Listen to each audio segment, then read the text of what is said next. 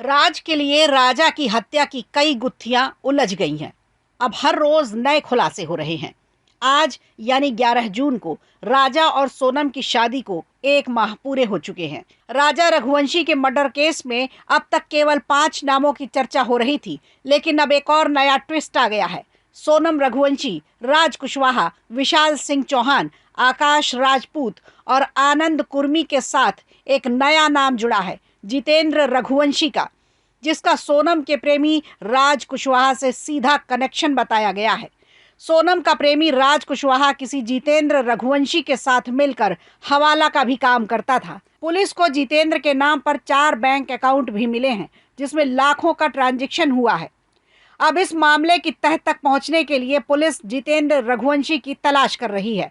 खबर तो ये भी है कि सोनम रघुवंशी के बिजनेस का पूरा कामकाज राज कुशवाहा देखता था। खासकर पैसों के लेन देन का हिसाब राज कुशवाहा ही रखता था। पुलिस को संदेह इस बात पर भी है कि सोनम ने राज के जरिए जितेंद्र को कुछ पैसे भिजवाए हों और इसे हवाला के जरिए कहीं और भिजवाया गया हो। पुलिस को आशंका है कि सोनम के बिजनेस से ही राज कुशवाहा ने 50,000 रुपए लेकर अपने दोस्तों को दिए थे, जिसे लेकर तीनों आरोपी शिलांग पहुंचे थे। अब पुलिस जितेंद्र रघुवंशी की तलाश कर रही है। सोनम ने राज कुशवाहा को राजा को मारने के लिए मोहरे की तरह इस्तेमाल किया, तो हो सकता है इस पूरी घटना में असली किरदार कोई और हो। राज के फोन में सोनम का मोबाइल नंबर सोनम दीदी के नाम से सेव था। घर पर भी फोन आने पर दीदी बोलकर ही संबोधित करता था। सोनम से सिर्फ काम के सिलसिले में उसकी बात होती थी, तो लोगों को ये बात पच नहीं रही कि राज ऐसा कर सकता है।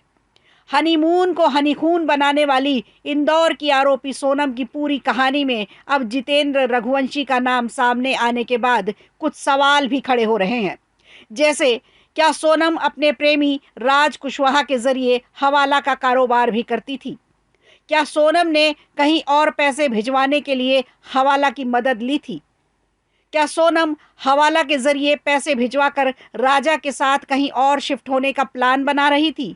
या फिर जितेंद्र रघुवंशी का राज कुशवाहा और सोनम से क्या कनेक्शन हो सकता है?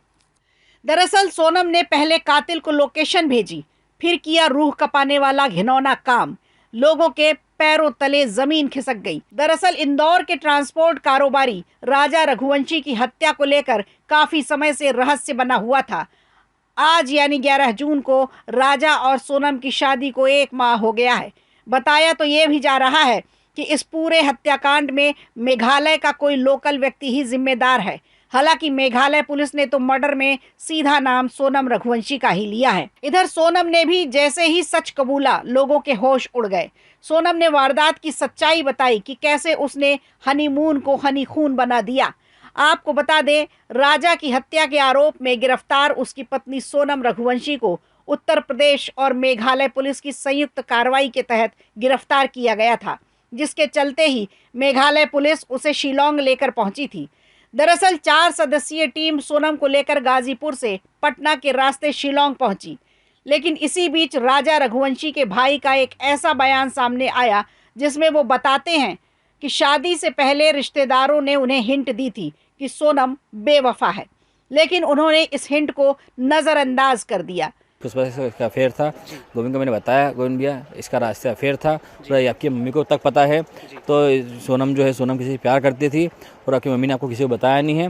और सोनम ने मम्मी को इतना तक बोला था, मम्मी मैं जिससे प्यार करती शादी उससे करूँगी, नहीं तो एक काम करो, अब जिससे मेरी शादी करा लो, अब जो आगे होगा उसके साथ मैं दिखाऊंगा क्या करके दिखाता उसको मैं। दरअसल राजा के भाई का कहना है कि उनके कुछ कॉमन रिश्तेदारों ने कहा था कि सोनम ने मां को धमकी दी थी कि वो अपनी मर्जी से ही शादी करेगी, और अगर ऐसा नहीं हुआ तो उसकी शादी जहां होगी उसका वो बुरा हाल करेगी। इसके अलावा राजा की मां का कहना है कि सोनम बेहद लालची लड़की थी। उसने राज के लिए पहले ही अपने परिवार से बगावत की थी। हमें ये भी पता चला कि उसने राजा से लाखों रुपए भी निकलवा लिए थे। उसकी नज़र हमारी प्रॉपर्टी पर थी। उसका प्लान था कि वो पति राजा की हत्या के बाद राज कुशवाहा के साथ रहेगी और राजा की करोड़ों की संपत्ति भी हथिया लेगी। इंसाफ चाहिए और जो भी उसके गुनहगार हैं उनको सजा चाहिए, बस इससे ज्यादा मैं कुछ नहीं बोल सकती। क्यों मारा गया? आप आज ये सवाल आ रहा होगा कि आखिर आपके बेटे को क्यों टारगेट किया गया? मेरे बेटे का क्या कसूर था, मेरे बेटे को क्यों मारा गया, बस मेरे को इतना ही बोलना, इससे ज्यादा कुछ नहीं बोलना। जो उसके गुनहगार हैं उनको सजा मिलना चाहिए, बस। राजा की मां ने यह भी बताया कि सोनम ने अपनी मां को हर बात बताई थी। वो अपनी मर्जी से शादी करने की बात पर अड़ी रही। वहीं अगर राजा की बात करें तो राजा की पोस्टमार्टम रिपोर्ट और उसके मोबाइल एक्टिवेशन की रिपोर्ट पर नज़र डालें तो पता चलता है कि 23 मई को ही राजा की हत्या कर दी गई थी। हत्या से कुछ देर पहले ही सोनम की अपनी सास उमा से बातचीत भी हुई थी, जिसका ऑडियो भी खूब वायरल हुआ था।